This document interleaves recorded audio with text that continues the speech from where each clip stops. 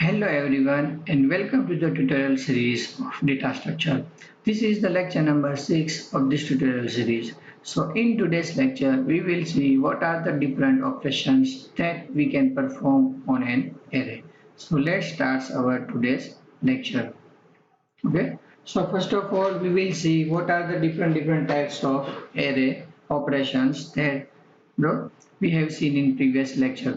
તો સૌથી પહેલા આપણે જોઈએ કે એરે ઓપરેશન્સ કેટલા કેટલા છે અથવા તો એવા કેટલા ઓપરેશન્સ છે કે જે આપણે એરેની ઉપર પરફોર્મ કરી શકીએ. ઓકે, તો ફર્સ્ટ ઓપરેશન છે ટ્રાવર્સલ. આપણે પ્રીવિયસ લેક્ચરની અંદર બે ઓપરેશન્સ જોયા હતા, તો થોડુંક આપણે રિવિઝન કરી દઈએ. ટ્રાવર્સલ, તો ટ્રાવર્સલ એટલે શું? તો કે ટ્રાવર્સલ વર્ડ છે એ વર્ડ સિમિલર છે કોને જેવું? તો કે ટ્રાવેલિંગ જેવું.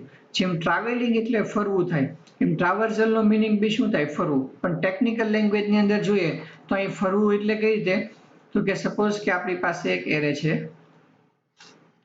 સપોઝ આપણે કન્સિડર કરીએ કે આપણી પાસે એક એરે છે.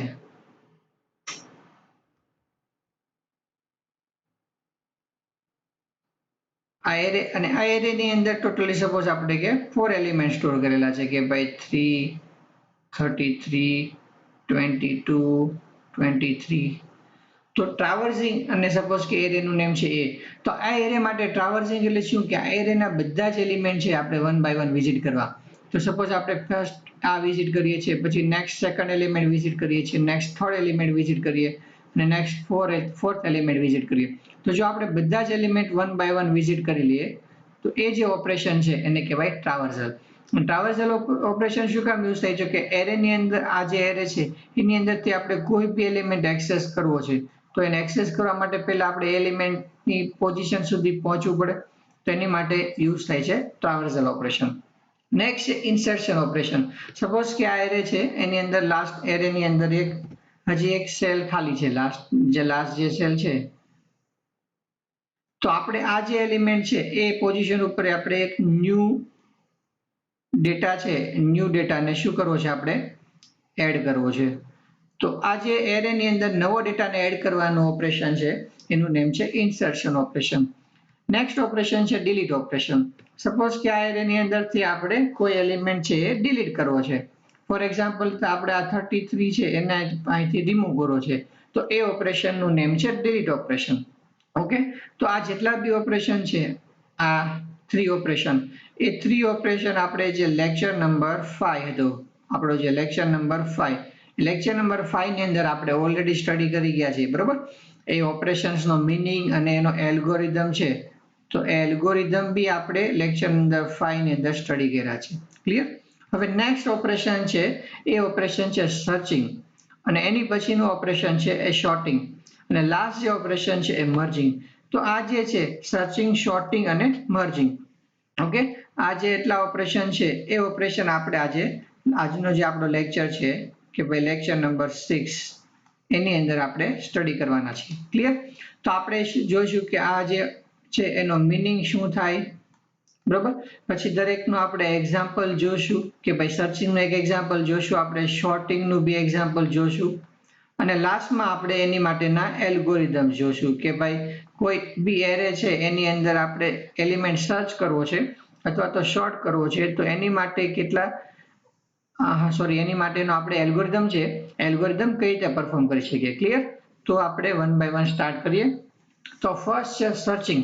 ઓકે, તો સૌથી પહેલા આપણે જોઈએ કે what is the meaning of this searching. Okay, so this operation is use to search particular element in an array. આ ઓપરેશન શું કામ યુઝ થાય છે? તો કે સપોઝ કે આપણે કોઈ એક પર્ટિક્યુલર એલિમેન્ટને સર્ચ કરવો છે, તો એ એલિમેન્ટને સર્ચ કરવા માટે આપણે આ ઓપરેશનનો યુઝ કરી શકીએ છીએ. ઓકે, તો નેક્સ્ટ જોઈએ, સપોઝ કે આપણો એક એરે છે, આ જે છે એ આપણો કમ્પ્લીટ એરે છે, અને આ એરેનું નેમ છે એ. શું નેમ છે એરેનું? એ. અને એરેની ઇન્ડેક્સ શું છે? તો કે આ 0, 1, 2, 3, 4 આ એરેની ઇન્ડેક્સ છે. હવે સપોઝ કે આ એરેની સાઇઝ ટોટલ કેટલી છે? તો કે એરેની ટોટલ સાઇઝ જે છે એ કેટલી છે? તો કે સાઇઝ છે 5. ક્લિયર? હવે આ એરેની અંદર આપણે શું કરવું છે? તો કે 22 નંબરનો એલિમેન્ટ છે એ આ એરેની અંદર અવેલેબલ છે કે નહીં એવું સર્ચ કરવું છે. Okay, so we want to search whether this 22 number is available in this array or not. તો આપણે સર્ચિંગ કરીએ તો સૌથી પહેલા આપણે એનો એલ્ગોરિધમ બનાવવો છે. તો આપણે એલ્ગોરિધમના ફીચર્સમાં કીધું હતું કે every algorithm must have a unique and identifying name.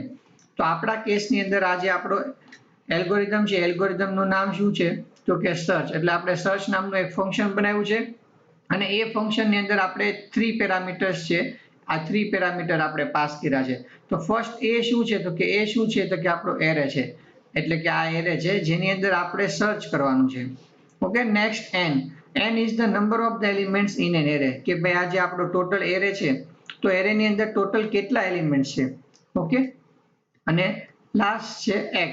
તો x is the element which you want to search, કે x શું છે તો કે એ એલિમેન્ટ છે કે જે આપણે સર્ચ કરવાનો છે. તો આપણા કેસની અંદર આ જે x છે, x ની વેલ્યુ કેટલી છે 22, એટલે કે આપણે આ 22 છે એ નંબર આ આખા કમ્પ્લીટ એરેની અંદર સર્ચ કરવાનો છે કે ભાઈ કમ્પ્લીટ એરેની અંદર કોઈ બી જગ્યાએ 22 છે કે નહીં, કે ભાઈ તો આપણે કઈ રીતે સર્ચ કરશું તો કે સૌથી પહેલા આપણે જે કરંટ વેલ્યુ છે એને સ્ટોર કરવા માટે એક વેરિયેબલ લઈ લે અને એ વેરિયેબલને આપણે નેમ આપીએ છીએ કાઉન્ટ. ક્લિયર? તો કરંટ વેરિયેબલ એટલે અત્યારે કાઉન્ટની વેલ્યુ કેટલી છે 11 અને જે આપણે સર્ચ કરવું છે એની વેલ્યુ છે 22. હવે આપણે ફર્સ્ટ સ્ટેપ શું કરશું કે કરંટ વેલ્યુને આપણી કી સાથે કમ્પેર કરશું કે ભાઈ if count is equal to x. અને આ ઓપરેશન ક્યાં સુધી પરફોર્મ કરશું તો કે જેટલી એરેની સાઇઝ છે એટલી વાર આપણે ઓપરેશન પરફોર્મ કરશું. એટલે starting from the 0 index to 4 index, એટલે કે ફર્સ્ટ ઇન્ડેક્સ થી લાસ્ટ ઇન્ડેક્સ સુધી આપણે આ ઓપરેશન પરફોર્મ કરશું. અને જો બંને વેલ્યુ સેમ થાય તો આપણે રિટર્ન કરશું કે ભાઈ એલિમેન્ટ છે, એલિમેન્ટ ઇઝ ફાઉન્ડ. બરાબર? અને જો નહીં મળે તો આપણે રિટર્ન કરશું કે element is not found. Okay, તો હવે આપણે નેક્સ્ટ જોશું સર્ચિંગ માટેનું એક્ઝામ્પલ, કે આપણને એક એરે આપ્યો છે તો એરેની અંદરથી આપણે કોઈ એક એલિમેન્ટ સર્ચ કરવો છે. તો જે એલિમેન્ટ આપણે સર્ચ કરવો છે એ એરેની અંદર પ્રેઝન્ટ છે કે નહીં એ આપણે સર્ચ કરવાનું છે. તો અહીં આપણને જે એરે આપેલો છે એરેની ઇન્ડેક્સ શું છે 5, એનો મતલબ કે એરેની ટોટલ સાઇઝ 5 છે. હવે આપણું ઓપરેશન શું છે તો કે now we want to search 22 from the given array. એટલે કે આપણને આ જે એરે આપેલો છે એ એરેની અંદર આ જે 22 નંબર્સ છે એ અવેલેબલ છે કે નહીં, આપણે એવું સર્ચ કરવું છે. ક્લિયર? તો સર્ચિંગ માટે સૌથી પહેલા આપણે શું કરશું કે આપણી જે કી છે એટલે કે જે આપણે સર્ચ કરવાનું છે, બરોબર, એને આપણે આઈધર તો કી કહીશું અથવા તો આપણે એને શું કહીશું, આપણે એને x કીધું છે તો x, અથવા તો આપણે એને શું કહી શકીએ કી પી કહી શકીએ. તો આ જે આપણી કી અથવા તો x વેલ્યુ છે એને આપણે આપણી જે કરંટ પોઝિશન છે એ પોઝિશન ઉપર જે વેલ્યુ છે એની સાથે કમ્પેર કરાવશું. તો આપણે કરંટ પોઝિશનને સ્ટોર કરવા માટે અહીં એક વેરિયેબલ લીધો છે અને એ વેરિયેબલનું નેમ શું રાખ્યું છે આપણે કાઉન્ટ. ક્લિયર? તો હવે આપણે શું કરશું તો કે સર્ચિંગ માટે આપણે શું કરવાનું છે તો કે આપણી જે કી છે એને એરેની 1 બાય 1 દરેક ઇન્ડેક્સ સાથે આપણે કમ્પેર કરાવતા જશું. તો સૌથી પહેલા આપણે શું કરાવીએ તો કે આપણી જે કરંટ વેલ્યુ છે કાઉન્ટ, એ કરંટ કાઉન્ટની વેલ્યુ કેટલી છે તો કે આપણી જે કાઉન્ટની વેલ્યુ છે એ શું છે તો કે 11 અને આપણે જે સર્ચ કરવાનું છે એ x કહીએ તો x ની વેલ્યુ કેટલી છે 22. તો ફર્સ્ટ એલિમેન્ટ ઉપર જે વેલ્યુ છે એ વેલ્યુને આપણી કી સાથે કમ્પેર કરાવો. ક્લિયર? તો આપણે કમ્પેર કરાવ્યું. હવે ઇફ બોથ આર સેમ તો શું થઈ ગયું તો આપણે જે સર્ચ કરવાનું છે મળી ગયું. But if count is not equal to x, બરોબર, if no then increment the counter. એટલે કે આપણી 11 અને કી બંને સેમ ના હોય તો આપણે શું કરવું પડશે કે નેક્સ્ટ કમ્પેરિઝન કરવી પડશે. તો કાઉન્ટને નેક્સ્ટ પોઝિશન ઉપર પહોંચાડવા માટે આપણે શું કરવું પડશે, કાઉન્ટરની જે વેલ્યુ છે એ આપણે શું કરાવવી પડશે, ઇન્ક્રીમેન્ટ કરાવવી પડશે. ક્લિયર? તો આપણા કેસની અંદર બંને વેલ્યુ સેમ છે નહીં તો આપણે કાઉન્ટરની વેલ્યુ ઇન્ક્રીમેન્ટ કરાવશું. ઓકે, તો કાઉન્ટર પહેલા પોઝિશન 1 ઉપર હતું, હવે પોઝિશન 2 પર આવી ગયું. તો હવે કાઉન્ટની કરંટ વેલ્યુ જે છે એ કાઉન્ટની કરંટ વેલ્યુ કેટલી છે તો કે કરંટ વેલ્યુ છે કાઉન્ટની 22 અને આપણે જે સર્ચ કરવું છે એ x. તો x ની આપણી જે વેલ્યુ છે એ કેટલી છે 22. તો count is equal to x. તો કે યસ, આપણા કેસની અંદર શું છે યસ. તો જો બંને મેચ થાય છે if yes then print the match position. તો આપણી જે કાઉન્ટની વેલ્યુ અને x ની વેલ્યુ સેમ છે, મતલબ કે આપણે જે એલિમેન્ટ સર્ચ કરવો છે એ એલિમેન્ટ આપણને ફાઉન્ડ થઈ ગયો છે, બરોબર. તો જો બંનેનું રિઝલ્ટ સેમ હોય તો આપણે શું કરવાનું છે કે કઈ પોઝિશન ઉપર મેચ થયો છે તો કે પોઝિશન નંબર 2. તો તમને જો પોઝિશન માંગી હોય તો આન્સરની અંદર પ્રિન્ટ કરી દો કે ભાઈ the given element is found at position number 2. Clear? તો એકદમ સિમ્પલ એક્ઝામ્પલ છે. સિમ્પલ આપણે શું કરવાનું છે તો કે એરેની અંદર જે આપણને કી અથવા તો એક્સ આપ્યું છે એ વેલ્યુ સર્ચ કરવાની છે. તો આપણે સર્ચિંગ ક્યાંથી કરશું? તો કે ભાઈ ફર્સ્ટ પોઝિશનથી સ્ટાર્ટ કરો અને કાઉન્ટ અને એક્સ ની વેલ્યુને કમ્પેર કરાવો. એકદમ સિમ્પલ છે.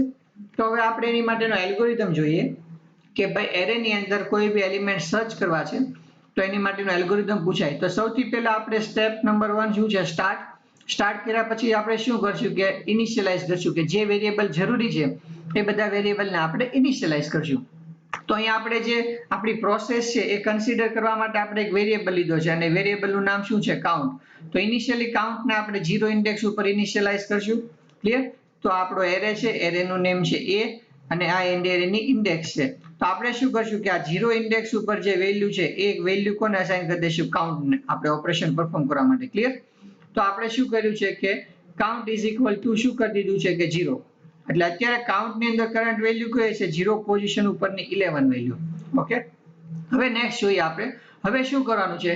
તો કે આપણી જે કી છે, ઓકે, આપણી જે કી છે એ કી ની વેલ્યુ કેટલી છે? તો કે ભાઈ x છે, કી નું નામ શું છે? આપણે x, અને x ની વેલ્યુ કેટલી છે? 22. કે આપણે આ જે ગિવન એરે છે એની અંદર 22 પ્રેઝન્ટ છે કે નહીં એ સર્ચ કરવાનું છે. ક્લિયર? તો હવે આપણે શું કરશું? તો કે પરફોર્મ ધ સર્ચ. એટલે કે ભાઈ આ એરેની અંદરથી આ જે 22 વેલ્યુ છે એ છે કે નહીં એ આપણે સર્ચ કરવાનું છે. ક્લિયર? તો કઈ રીતે સર્ચ કરશું આપણે? તો કે આપણે ચેક કરશું કે ભાઈ ઇફ a ઓફ કાઉન્ટ. હવે આ જે a છે તો આ જે ફર્સ્ટ પોઝિશન છે એને શું કહેવાય આપણે? તો કે a ઓફ કાઉન્ટ કહી શકીએ. બરોબર? કાઉન્ટ વેરિયેબલ છે અને એને ઇન્ડેક્સ સાથે લખીએ તો a ઓફ કાઉન્ટ. તો if a of count is equal to x.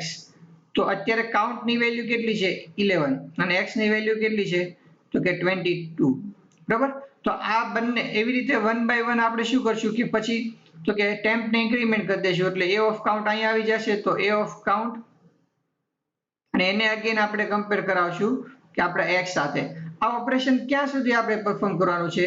તો કે repeat while a of count is not equal to x. કે અત્યારે જો a of count equal to x તો 11 equal to 22 છે નહીં. તો કે જ્યાં સુધી ઇક્વલ ના હોય ત્યાં સુધી કમ્પેર કરાવો. તો આપણે સ્ટોપ ક્યારે કરવાનું છે? કે if a of count equal to x. તો જ્યારે આ પોઝિશન ઉપર માટે ચેક કરાવશું ત્યારે બંનેની વેલ્યુ સેમ થશે. તો જ્યાં સુધી ઇક્વલ નથી, બરોબર, આ કેસની અંદર જો અહીંયા આ નોટ ઇક્વલ ટુ ની સાઇન છે કે a ઓફ કાઉન્ટ અને x, એટલે કે આપણે જે સર્ચ કરવું છે એ મળી ન જાય ત્યાં સુધી આ સર્ચિંગની પ્રોસેસ છે એ તમે રિપીટ કરો. ક્લિયર? તો આપણે શું કરીએ છીએ કે ફર્સ્ટ ચેક કરાવ્યું કે ભાઈ count is equal to x.